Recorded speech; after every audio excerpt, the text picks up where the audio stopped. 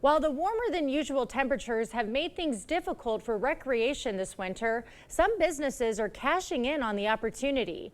News 8 Now's Jeremy Walsh shows us how construction companies are benefiting from the unusual spring temperatures. Jeremy.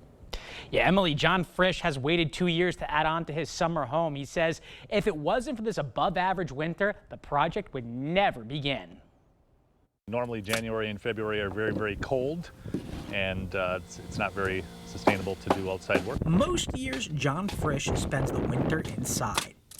This year, the contractor has been taking advantage of the mild weather. It's given us an opportunity to work on projects that we probably wouldn't have. Frisch is adding on to his summer home in Buffalo City. He's building a sunroom and adding storage space.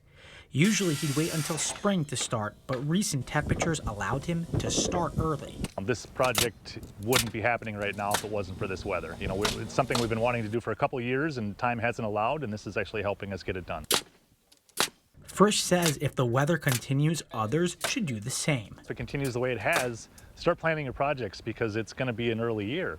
You know, there's not as much frost in the ground, there's not as much snow cover, so a lot of times we can't get started with projects until later in the year because of that, but I feel if this weather continues, it's going to be a much earlier start. The temperatures have also been great for his staff. I'd rather work in 40, 50-degree temperatures than sweat.